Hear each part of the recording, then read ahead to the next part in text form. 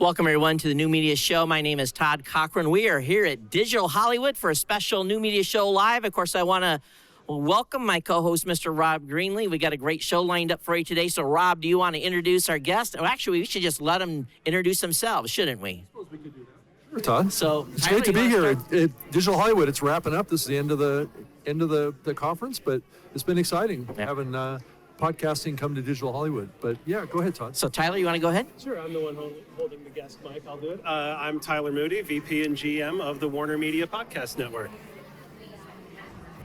Hi, I'm Kathy Doyle. Is this on? Yeah? Okay. Kathy Doyle, Vice President of Podcasts at Macmillan Publishers in New York. Hi, and I'm Peter Morris, the CEO of PodcastOne. Yeah. Well, welcome, everybody. It's great to have you on board. So we've been excited. This has been a great week here at Digital Hollywood. They've had a full day, of course, today of just podcasting sessions. We're wrapping up. Everyone here has been on a panel or two today talking about podcasting. We've been a well-attended event. What do you say, a couple hundred in the room today at least, right? Oh, yeah. It's a great audience. I think the rooms are big. The panelists have been fantastic at this event. So, I mean, for a first-year event to get that kind of talent in here and experience is fantastic for And during one of the earlier sessions today, Kathy had asked how many people were podcasters, and you got about, 75%? Yeah, it was huge. So, well, we got a lot to talk about today. Rob, I know you've come up with some topics that you want to kind of cover, and I think we're just going to go ahead and dig right in. As a reminder, you can always go to newmediashow.com, get subscribed to the show, and of course we're live on the Digital Hollywood site as well. So. Well, I wanted to just kind of have an open conversation about stuff too. I mean, if you guys want to bring up topics that are important to you too, let's go ahead and do that. But I was going to talk about this concept, aggregation of data in podcasting. We're seeing Chartable start to gather information, and was just curious, from all you guys. What you think about data aggregation on third-party platforms, and is that something that we're going to see more of in the future, or is there some issue around privacy that we're going to clash against here looking forward? Well, I think there's a data gap, and there's opportunity for people to come in and provide more data to publishers and advertisers. Obviously we want to do it in a way that's compliant with all the laws that are in place and are coming down the road. But as long as there's opportunity to fill in gaps for publishers and advertisers, then folks are going to come in and try to fill that gap. I don't want to say fix what's broken, because nothing's broken, but there are some gaps in the ecosystem sometimes that provide opportunity for third-party groups to try to fill that in. I think that's right. I think it's something we've got to balance. With California privacy coming on board here on January 1st, as well as GDPR in Europe, I think one of the things that consumers are becoming more wary of is the capture and sharing of their data. And one of the things that's traditionally been nice about podcasting is it was protected from that. Again, it was basic an RSS feed, and again, there was less capture of that data. I think it's something that is going to be valuable in people's minds as they go to interact with all kinds of different content on different platforms. I actually think it's a good thing, and we've got to keep that balance in mind. There will absolutely be economic opportunity. There's going to be great features that come in that help advertisers with ROI, but it really must be balanced with this audience that listens on a niche basis and feels like their data should be protected for that listening experience. I think that's critically important, the issue of privacy. I would love to see what we have on the internet, because part of our network is a massive website that supports and fuels the podcast as well. On that platform, we can have path analysis. I can see where someone came in. I can see exactly what interactions they had, with what content, how they left, where they went. I've got the entire experience right in front of me. We don't have that yet on the podcasting side. Yeah. We look at Apple for certain pieces of data. We look at Spotify for some others. We look on our Libsyn, our host platform, for some of the other things that we get. But it's not all in one nice, neat place. And right. I think it's, I would say, many years away from really having that entire user flow, if you will, back-end user flow for those of us who are publishing. I mean, in some ways, I think it adds a level of complexity for the podcaster, right? There's data here, data there, data over here. What to believe? I mean, what's accurate? There's just a lot of question marks. I know, Todd, what do you think about all this stuff? I had heard that there was some of the media buyers were starting to request additional information beyond download data. So I guess it really boils down to is what exactly are they looking for? How are they using it as attribution? How are they using that data as a way to set advertising rates? Are they starting now to give it some sort of an influencer score? And I think that's my concern because, the audience is the audience and the host is the host. And I think that audience members that are engaged with those shows, does it matter if I have influence? Well, maybe as a podcast hosting service company, but does that make a difference when it comes to someone's decision to buy a product? I don't know. They're going to be influenced a little bit by me recommending it, but then again, if I don't have 500 Twitter followers, are they going to say, oh, he's only worth $10 CPM? Are they going to weigh that into the advertising score? I think the issue there is inconsistency, right? You're going to have some people who are going to be pumping up their numbers, pumping up the experience. Media buyers want consistency. They want to know exactly who's, what is the listening period? What's the duration? What's the demographics? And it's all over the place. I can understand why it's hard for some of the bigger brands to jump into the space with really large spends just because of that inconsistency. I think that's right. I think also it depends on what kind of advertiser you've got. If it's somebody that's direct response, really what matters is the conversion rates, right? Yeah. The rest of the data is almost irrelevant. Again, if you set an internal goal of 100 widgets to be sold, does it matter if 1 million people listened or 101 people listened, as long as you got that particular conversion? And then you can argue about the cost of the spot, if you will, on a CPM basis to get to that conversion, but it really is about the conversions. What's interesting is you got to think about, for DTC products and direct response, what percentage of people that actually learn about the product or service from a podcast actually use the promo code associated with that? And again, I heard somewhere that roughly 10% do. And that there's another 20 to 30% that actually end up buying the product or service. Either the promo code expired, they didn't go back and get it. So what's interesting with some of this technology is it's going to showcase that it still drove that conversion, even if you didn't use that. So there's some interesting pieces in that.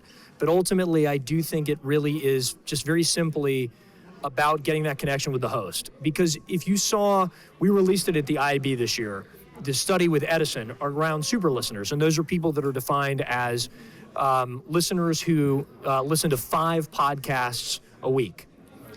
60% of them actually appreciate the ads in their podcasts. Right. So that connection with the host actually transfers. That sense of loyalty is there.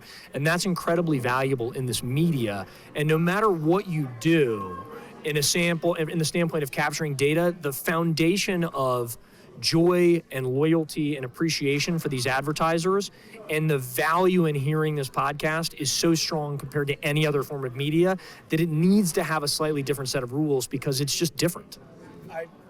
I agree with you wholeheartedly. It's just a different thing. And so there's an education there for the buyers. There's an education there for the sellers to a certain point. But, so I don't think that we need to completely bend to the demands like that we have to provide the same kind of data that another ad buy you can get with a cookie related thing or something else. It's not going to get there, and that's not, we don't need to go there. But if there can be some a little more data and stuff, it's always going to be its own unique thing, and not everybody's educated on that yet. So what I'd like to do is ask the audience, if you get an RFP that all of a sudden has some expanded segments in it where they're asking now for more data, anonymize that data on that RFP, and we'd love to see a copy of it. We want to see what additionally is being asked that you haven't been asked for before, and then we can talk about it in a future new media show. So you can email it to Rob or I, and we'll take a look and we'll give you our own analysis on this. But again, anonymize it so we don't know what organization they come from, but we'd love to see those additional fields that they're asking for. Rob? Yeah, I was just going to talk about it. It's kind of a derivative of this and around brand advertising. So, I mean, this whole attribution is around conversion and being able to track that. But just like what you were saying, Peter, there's a certain amount of audience that engages with the advertiser way past the ad campaign, right? So there was a brand message that was driven. How does the content provider get credit for a sale that happened 3 months from now because of the frequency of impression?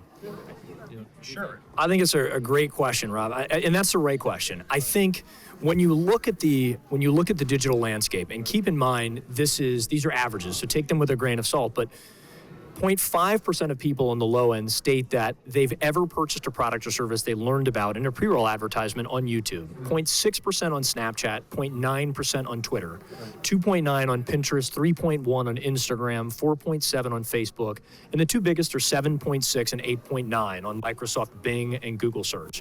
And the last two make sense because when you're searching for something, you've got purchase intent already.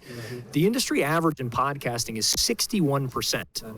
And again, it's a different form. That level of connection matters. These are people that are listening for 48.3 minutes on average by themselves in a hyper-intensified soul fashion.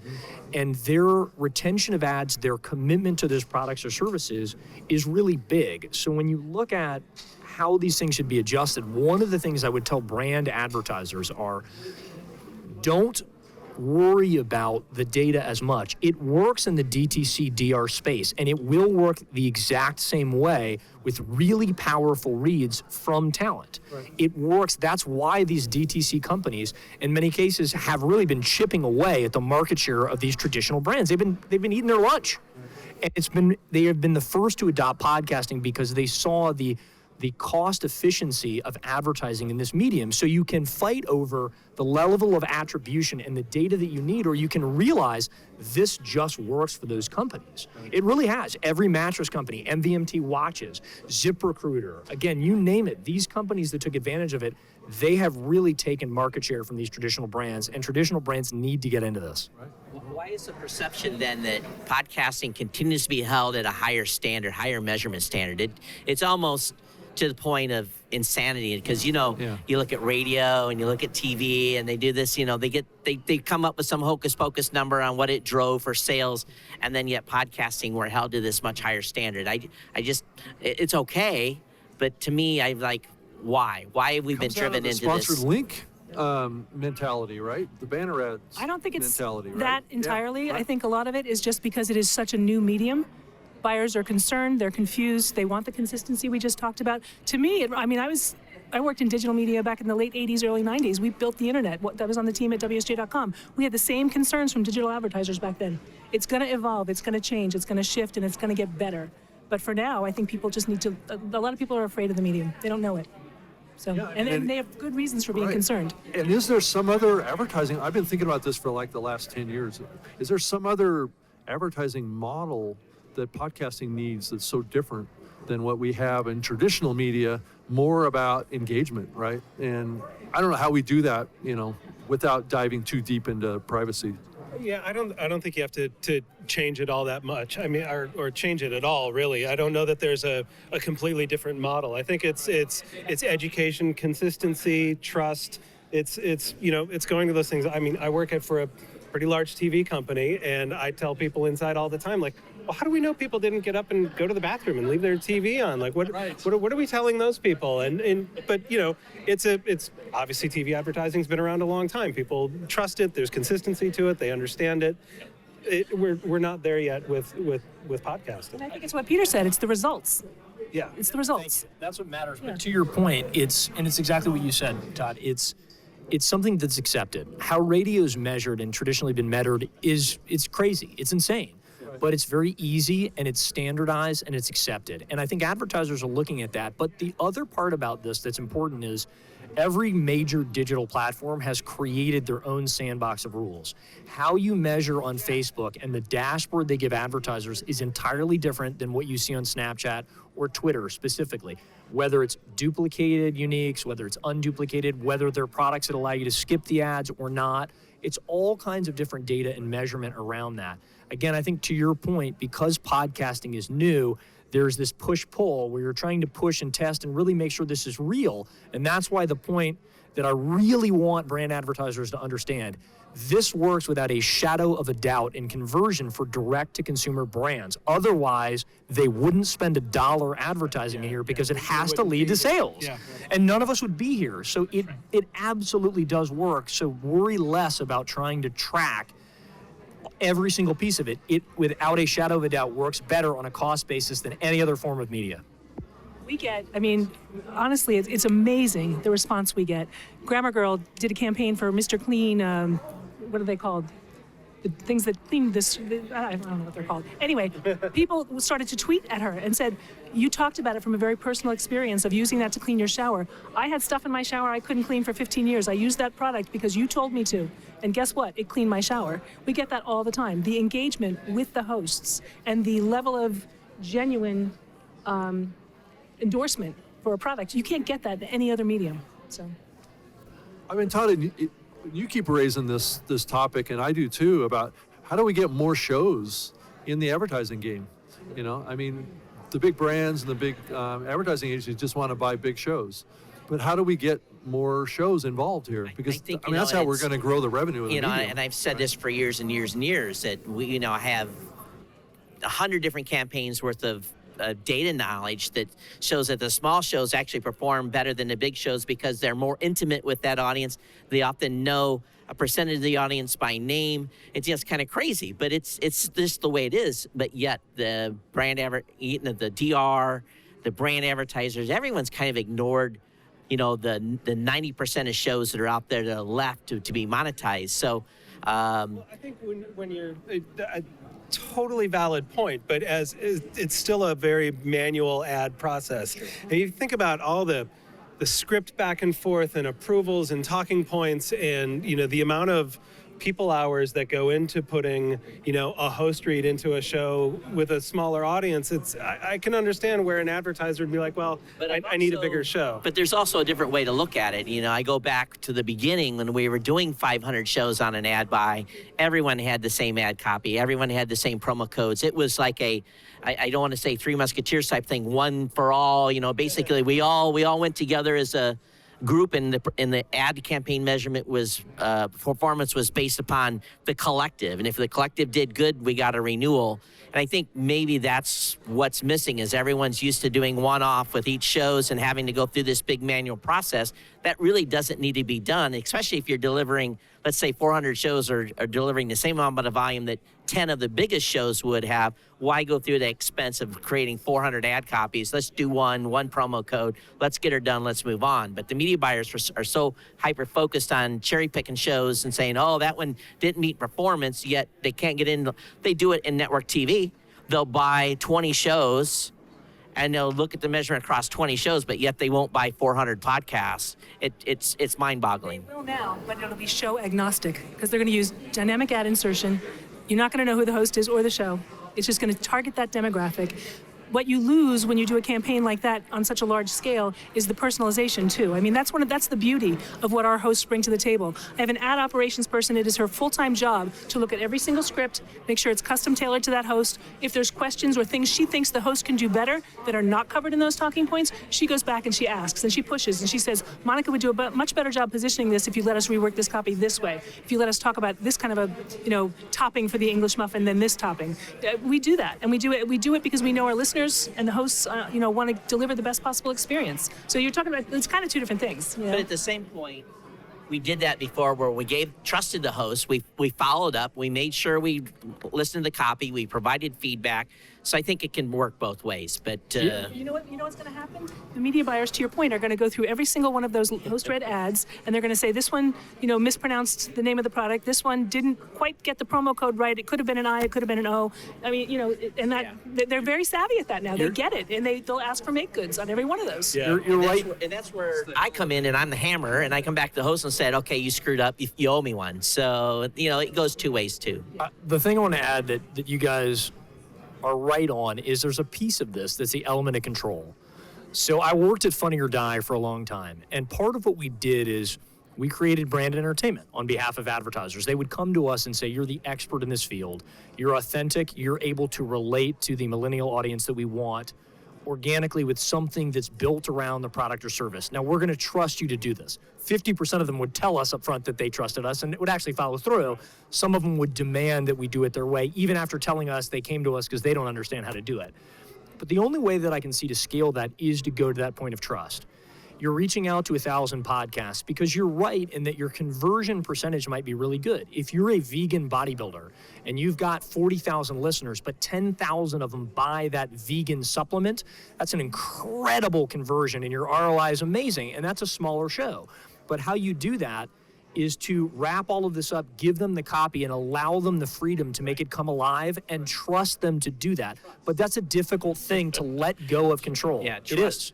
And I've got media buyers I worked before said, just trust me, I'll take care of you. I'm your hammer. I'm the one that's going to do the enforcement, and they trust me. So I think there's some of that is actually the truth, is that trust piece. So I got an invitation from a large company. They asked me to come talk to them about podcasting and podcast ad buying, and they said, we don't want you to come pitch us, but can you just tell us about some of the basics in the industry? And I said, sure, and I started kind of ticking through some things, and I said, well, a lot of people in this space, a lot of buyers in this space like a baked-in ad. And they said, what's that? And I said, well, it stays in the content in perpetuity. And they were like, whoa, why would someone want that? We want control over our campaigns starting and stopping. We have we do this in a very specific, meticulous way. We wouldn't want our ad to stay in something past a certain date. And I said, okay, I understand. And then I said, another thing people in this space really like is host-read ads, where you give the host some bullet points and you let them sort of ad-lib around, and they were like, no, we don't want someone ad-libbing around our, and they're like, okay, forget it, maybe this isn't for us yet, so I think, it can certainly be, if you think about those big brands and how careful they are with their messaging and their ad campaigns, there are elements to how things work now that don't work for them. I was just going to add to that. I think you're right. And to me, that fits into the phrase brand safety that everybody's throwing around. It's right. The control, it's the trust, it's all those pieces. But the truth is there's another side of brand safety.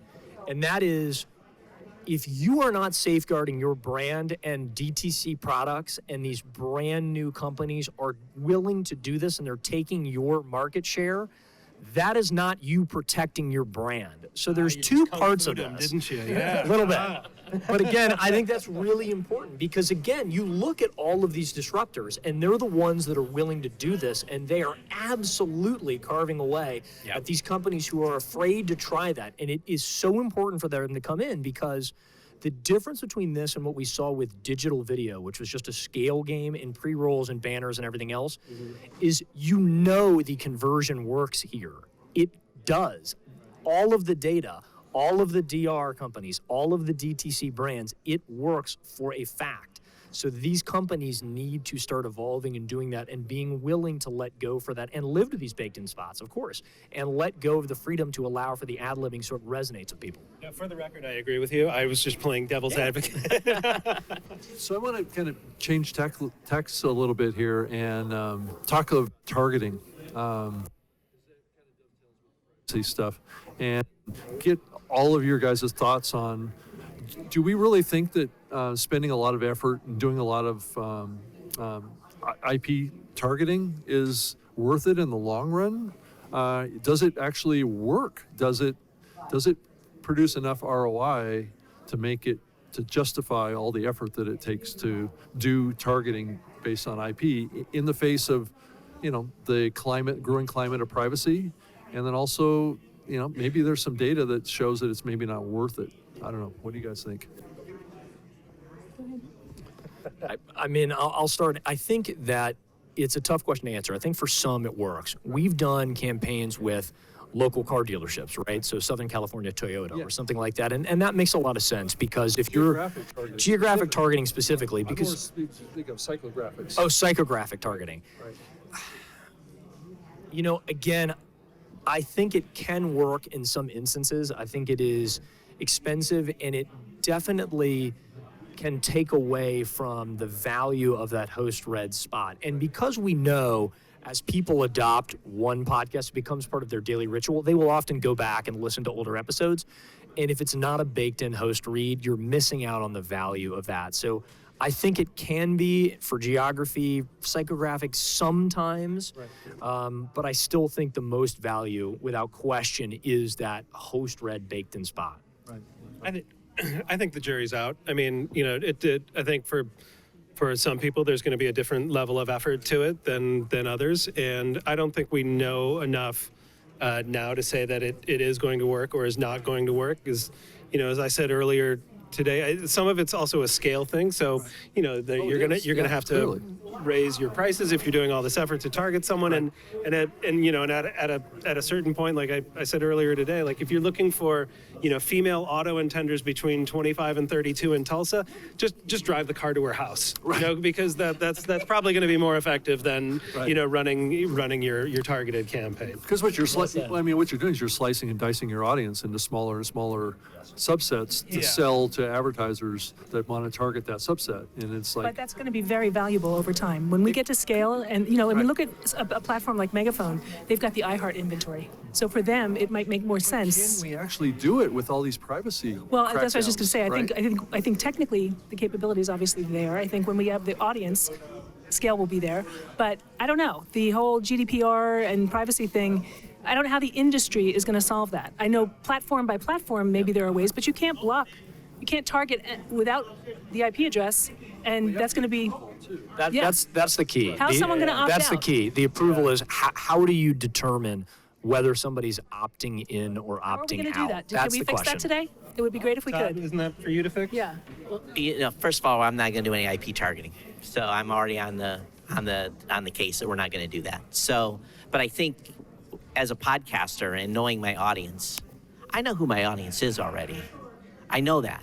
So I think podcasters have to take some extra effort and learn who their audience is, and so that way when they have put a deck together, they can say, this is how my audience is broke down. Now, maybe that isn't going to be narrow enough for the person that is trying to target, again, the 22-year-old pregnant mom or the 21-year-old guy that's dropped out of college and's got student loans to pay for. That's not maybe going to match up directly, but we're already being tracked across multiple platforms when we do Google searches, so we're already getting nailed anyway there. So I'm not a proponent of this. I understand there's value there, but for me as a podcaster, as a business owner, it just makes me cringe a little bit. That may go against, maybe that's a bad business model to approach, but at least at this point, that's where I'm at. I have a question. How are we as an industry going to enable people to opt out? Right, opt out. Yep. It's going to be at the listening end, right? So apps. Well, with all these different platforms, will you have to do it on Libsyn and then on Spotify and then on everything you listen on? Right. Yeah. That's the question. Yeah. Yeah. I mean, how we pull that together. Yeah, I agree. All right. How much time do we have? Can we figure that out? We got plenty of time. Keep talking, Kathy. But if you look at Go ahead. GDPR and everything that's already in place in Europe, and the lengths you have to do to go to actually share data, and the agreements and the letter of the law there, it's very difficult, very expensive. Even if you wanted to do it, and the anonymization of the data and everything else that goes along with it, your lawyer bills alone are just going to be, it's going to make a campaign. You're going to have a very, very high CPM rate for a campaign just to afford the legal bills to get this in place. Let's talk about the IAB guidelines, metrics, and how that's going in the space right now. I mean, get your guys' opinions. I mean, there's like 10 companies now that have been approved, certified, compliant. That's been a bone of contention on the show for a while, is because there's lots of platforms claiming compliance, but they're not certified. But it's actually, when you get certified, you become compliant. So it's this weird kind of dichotomy of misunderstanding and confusion. I know, Todd, you're fully into this. Yeah, so, we do were you one of think? the first, NPR&S got certified first. And we spent a lot of time in New York and in media buyers and talking with brands. And, they're all very interested in it, but there's a level of education that is having to be done because, again, there's a lot of companies saying, we're compliant, and there's a confusion on, okay, so they're compliant. Oh, yeah, but they're not certified compliant. You have to go in and give them the information on why that's different. And we've seen too many companies already who said they were compliant that when they become certified, took a major haircut with their numbers, causing all kinds of ripple throughout the space. So personally, I'm all on board. I think that the leveling the playing field is good.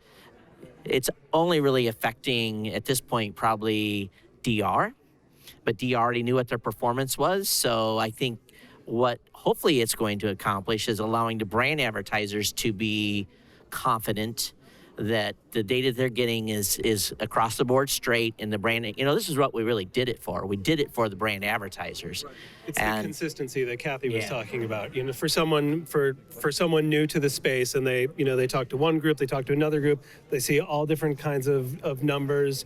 Yeah, and it's all over the place. And you're right. The DR buyers that have lifted this industry up for a long time and benefited from it, they know already. So they don't really need to, they can already flatten out those numbers on their own. But for the new folks to the space, just as you were saying, it's consistency.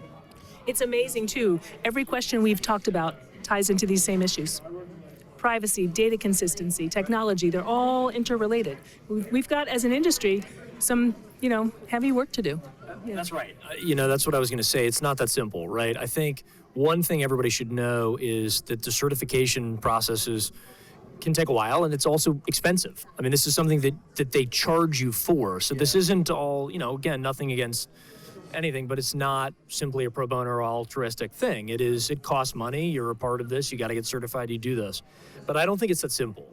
We are dealing with so many issues, from privacy to attribution to other things, and reception pixels that are placed on websites. There is a lot of change that is here, and I think this may be one small piece of it or not, but it's a very complicated overall issue. But I think too, and I know there's proponents, and I know there's people that are against the standards, and I understand, having personally went through and I call it, subjectively an anal probe is what you go through, because they go into the deep depths of your code and you look at your accounting practice. So it's a process. I understand that, but I think Put their code on a server, but okay. Well, yeah. So, in the long run, though, I think that when I know that, we went through this, I know Libsyn went through it, and the other companies that went through it, I know what they went through, and I feel confident when I'm saying, when someone calls me, and I get this conversation a lot, do you trust Libsyn numbers? And I say yes, because I know they went through the process. Other companies, I can't necessarily say that, but I think overall, the goal was to level the playing field, and everyone's going to have their own marketing spin. And they're going to have their little extras that they do. We've got a little extra salt that we put on our stuff, too, for reporting. So I think that's where the differentiation's going to come in. But I think the measurement stuff I think it's been adjudicated, but we'll see over time if it was worth the effort. What's the deadline? There is no deadline. Yeah. And matter of fact, I think now we're starting to look at some new stuff that's coming in, new data that's coming in, whether or not there needs to be adjustments to the guidelines, and if there needs to be adjustments to the guidelines, then what does that mean? We're going to reset the clock and everyone has to go through again? I don't know. So that's the questions are going to have to be answered. And yes, very, very expensive process to go through. So is there any other issues around this? I mean, it's like there's this open metric standard that's been bouncing around out there that some of the platforms are starting to adopt. So we're starting to see another fragmentation phase in this also. And where's going to be real issues is they're calling it a standard. Right, it's a hard standard. It's a hard standard, and versus the guidelines that IAB set. We got 36 companies to agree to a guideline. Do you think we can get 10 to agree to a standard, where it's actually a locked-in standard? I think that would be a miracle in itself, to get those same 36 companies to say, yes, we agree to that standard, because everyone's got an opinion, and believe me, it's going through all that process. That wasn't pretty, but we all came to an agreement at the end. I hear what you're saying, and I just don't think that's ever going to happen. I also don't think it should. As we talked about, it's incredibly complicated with privacy issues, with GDPR, with attribution, with receiver pixels. But beyond that, let's not get away from the fact that really right now, this is still a hit-driven medium, and it's between an advertiser who recognizes a show is going to speak to their demographics, and it's up to them with you, as you break down the demographics and everything else, to help build a campaign around their product or service that's going to resonate with the fans and is going to activate them into motion.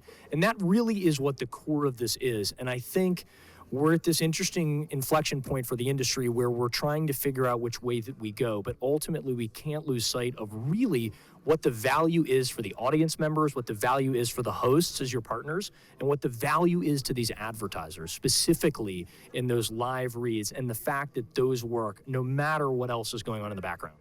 all heard some really bad live host read ads, right? You know, you hear some hosts just perfunctorily read them, and you go, oh my God, no one's ever going to respond to that. So I think we're all in the same boat. We take great pride in delighting advertisers the same way, or hopefully the same way, we delight listeners. I mean, do we think that there's a risk that the advertising in podcasting will become more like radio and be less trusted? I mean, if you think about the origin of podcasting, it was really a sticker to the man medium. It was like anti-commercial. I know when I started podcasting, I had ads in my radio show that I put out as a podcast. I didn't feel like a cool kid that I was running ads in my podcast. Because back in the early days, and Todd will confirm this too, I mean, and when you did run ads, oftentimes those advertising buys wouldn't turn out the way the advertiser had hoped, because they would send out samples of the product to the podcaster, and the podcaster would be honest on the show about whether it was good or not, right?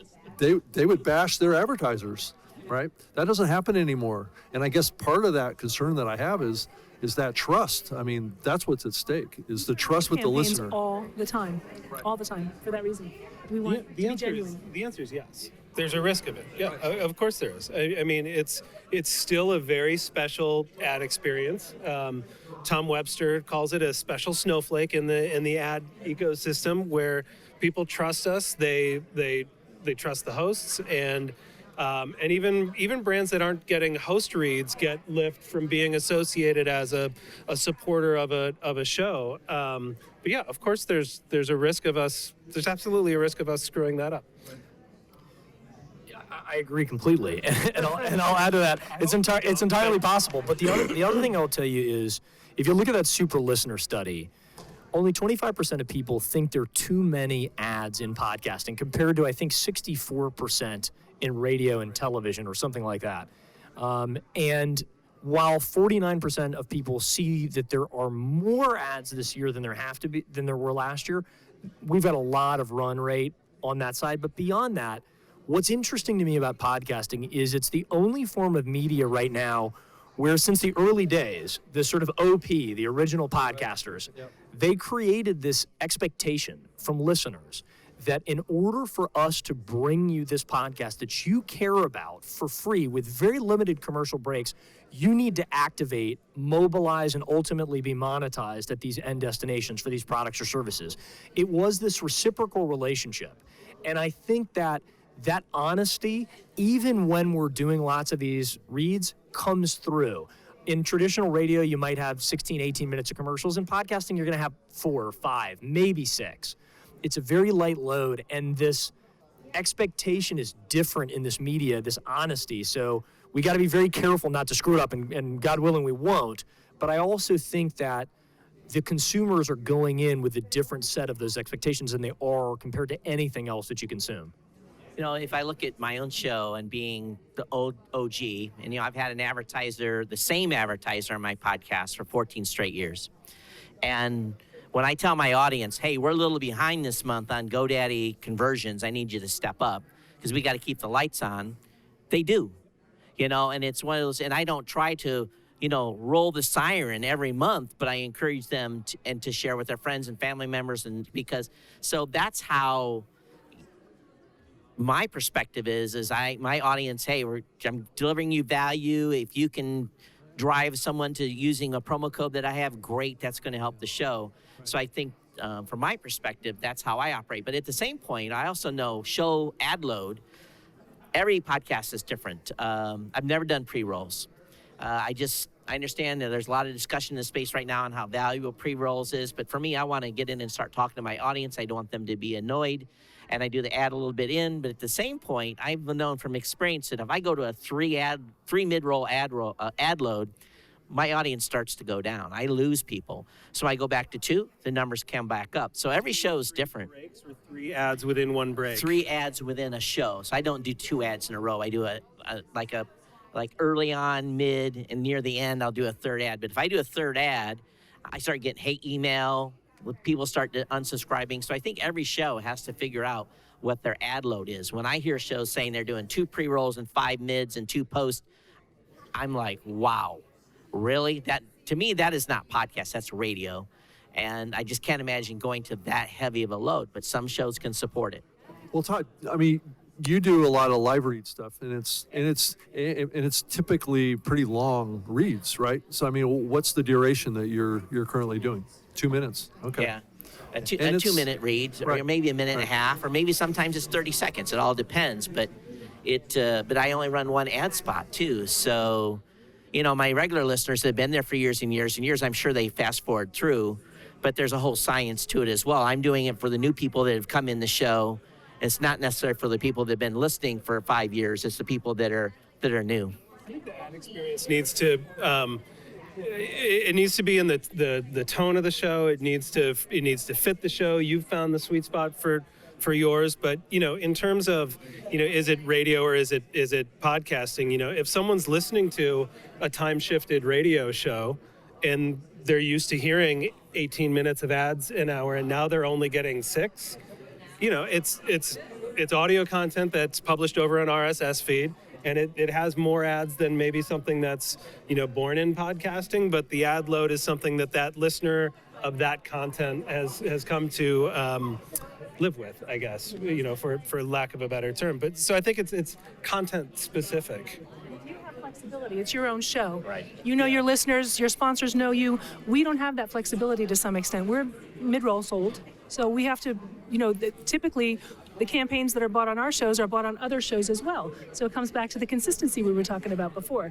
Their advertisers are probably not going to tolerate us just moving the ads around where we think they fit best. We have to bridge that gap and make sure we're doing what is within their expectations and what is delivering the result. I thought it was a really thoughtful point about managing the loads specifically to your shows. And it definitely is difficult when you're dealing with an overall network, but I think you're absolutely right. And I think we all agree that the best reads out there are a part of the content. When you hear, a T.I. or an Adam Carolla or a Conan O'Brien, and it's really part of the content, to me, it goes back to the Dos Equis Most Interesting Man in the World. We know those are commercials, but they're so funny, we just don't care. It's not about fooling the audience.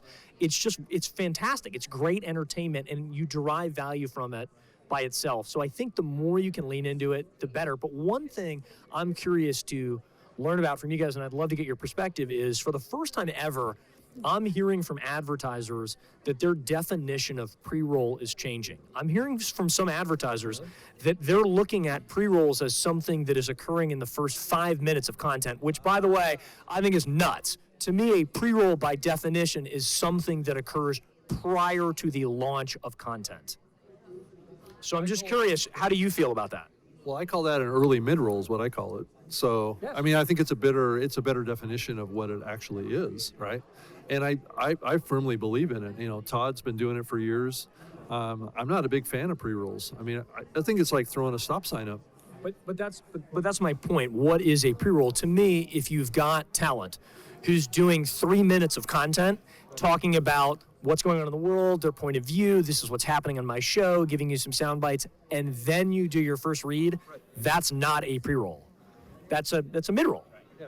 So I'm just curious, because we're starting to hear from advertisers that. I don't know if you are either. Too, but it's not. I'm with you. We're pushing back on that hard. Pre-roll is a saying, "This pre-roll. ridiculous." Something that's in the content is a mid-roll. That's yeah. Yeah, and I think the terms early, mid, and late mid-rolls, I think applies, and we maybe need to adopt that kind of terminology to be clear. So, what do you guys think is the length of content before a mid-roll should be? We just do them in the middle. Typically. Yeah. But how much content can you get before you go to an ad break? Every 10 minutes, 5 minutes, 15 minutes? I mean, we do some within the first minute, not always at the very top of the show, but within the first minute. And then we look at it a couple different ways. Obviously, in order to get the campaign paid, we have to put it where our sponsor has told us they want it, which is a mid-roll. And if we put it too late, we'll get pushback. If we put it earlier, that's typically okay. Right. We also just look for the right break, the right place to put it, especially in narrative podcasts. You don't want to break a story. It's very difficult to do. That's what we do too. Yeah. I mean, we agree. I mean, it's got to fit the content. It's got to make sense. Advertisers have got to trust us to get them to understand we want this to do well. You are our lifeblood, but it also has to work with the audience. You demanding it be placed in a specific spot is not necessarily the best thing for you and your product. Giving us guidance as to what works, I think, is important, But we are invested in this and this working for you as much as you are, believe me. So it's our goal to give you something that's going to work and resonate. Rob, I think it's kind of like the question of what's the right length of a podcast. Right. How long should a podcast be? Well, as long as it's good, right? And so, how much content should you have before there's an ad? It needs to has to fit the show, and I think in some of the more dense narrative podcasts, sometimes you need a break. Yeah. Right. Sometimes you're absorbing so much of a story and a character, or it's a heavy topic that, like, as an artist, someone making the content, there's an art form to it, and to know when, okay, we've given them enough now, let's, and maybe it's not even an ad break, maybe it's just some sort of sonic interlude, but it again, content driven. Yeah. Some shows and series will do all their ad breaks at the beginning of the podcast. I mean, not as a pre-roll, but early in the show. Like, they'll have like 3 or 4. I know there's been many podcast networks that have loaded up a bunch of promos, spots right at the beginning of the show. I mean, not as pre-rolls, but kind of embedded in the early part of the show, and got them out of the way, right? So they've trained their audience kind of to somewhat fast forward through the first part of their show, right? And that's not really the best practice if you want to get good ROI, I would think. I don't say this a lot, but I use an app where I can set the start time of the episode. And there's a show that I've been listening to for years and years and years. But for the first few minutes, they go through hi, how are yous. They talk about their live show tours, this city, that city. And it takes them an average of 4.5 minutes to get to the content. And in the app that I use, I have that show set to start at 4.5 minutes in. Tyler, you can't sit with us anymore. Yeah, all right. Yeah, I mean, I think it really matters, and it's got to be part of the content. And I think part of the reason you want to work with a network or someone who is the hammer or your protector as an advertiser is to understand you've got to trust us to create something that's going to resonate with the fan base of this show and to make it really good. And where we do it, how long the spot is. Again, if it's a phenomenal spot and you expected it to be 60 seconds and it's 3 minutes, go with it.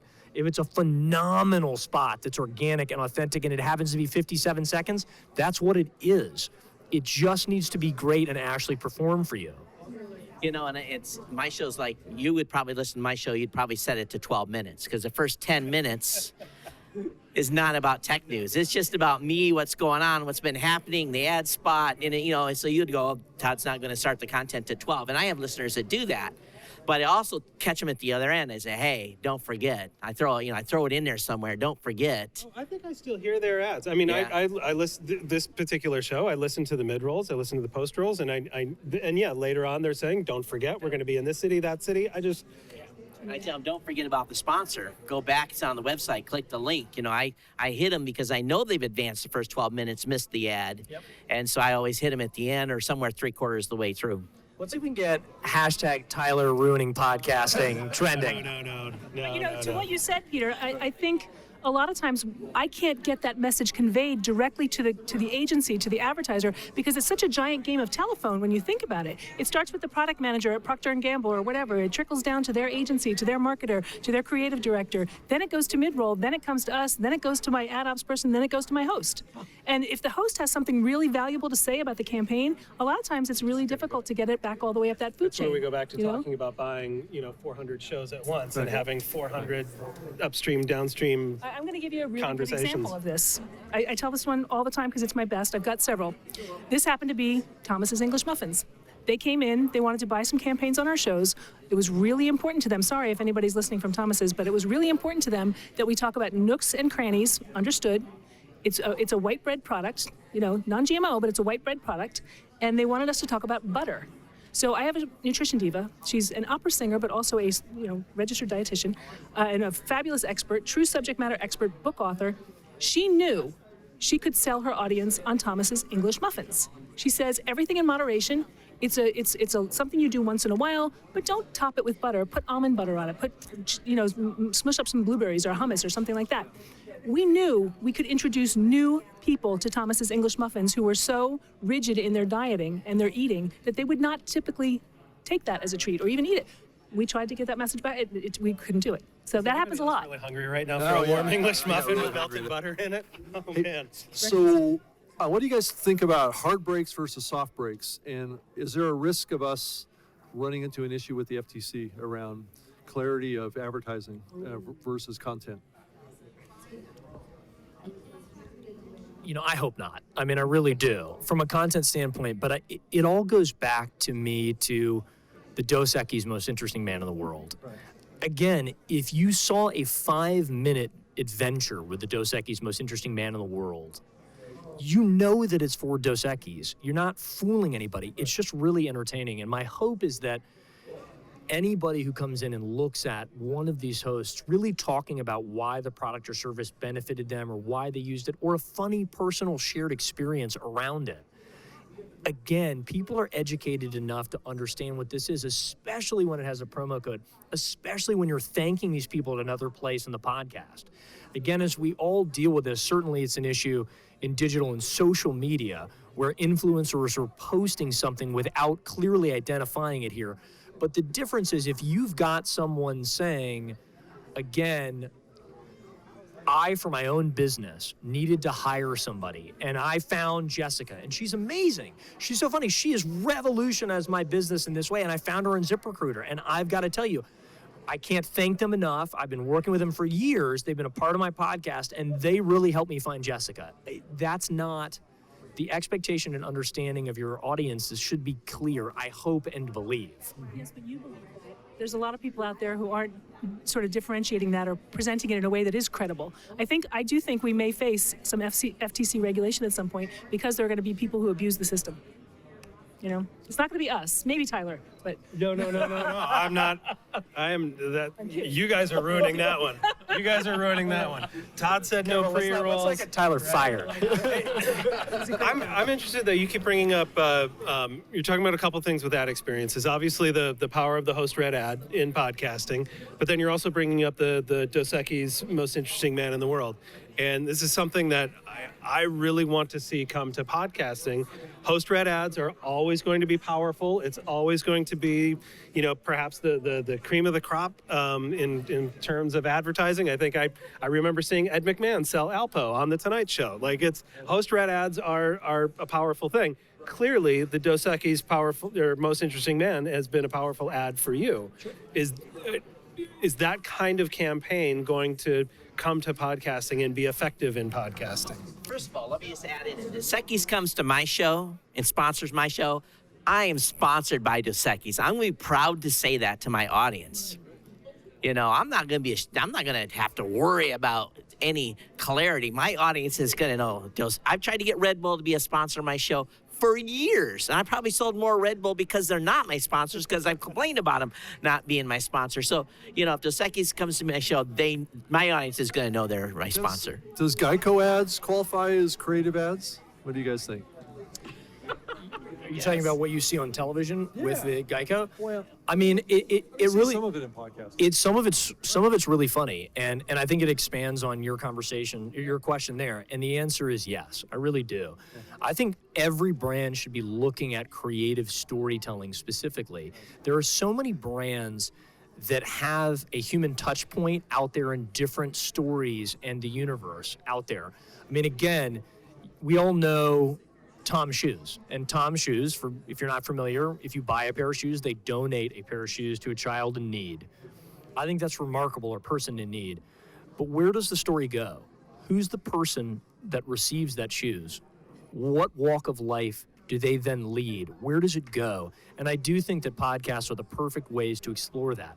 And it's really through unique, engaging content. It can be comedic, it can be interactive, it can be poignant.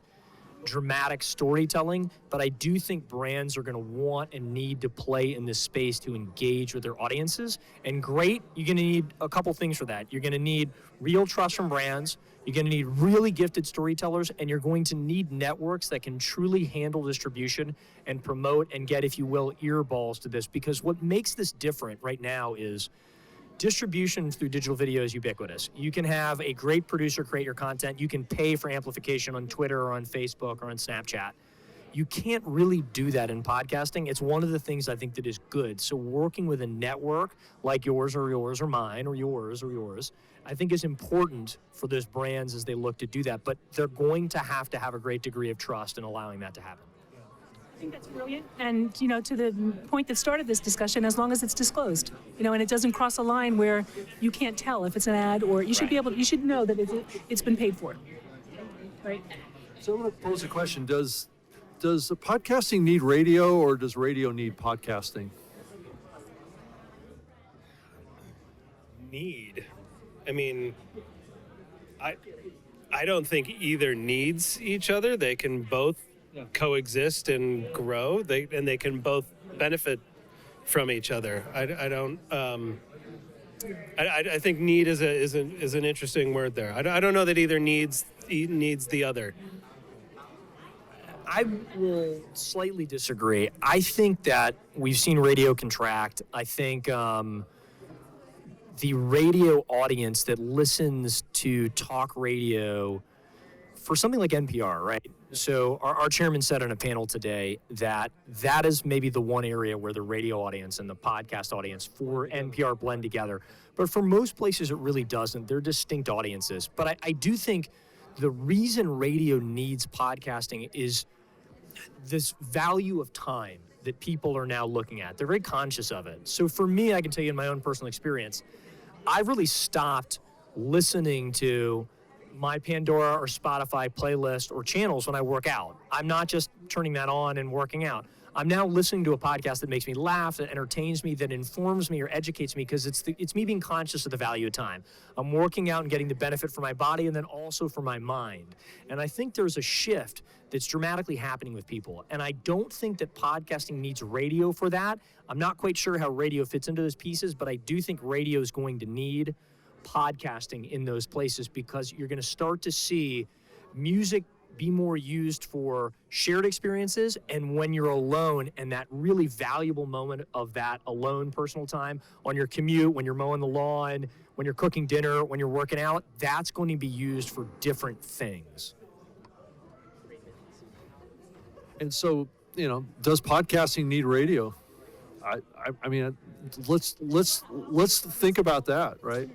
Right. I mean, is it just the audience that radio brings to podcasting?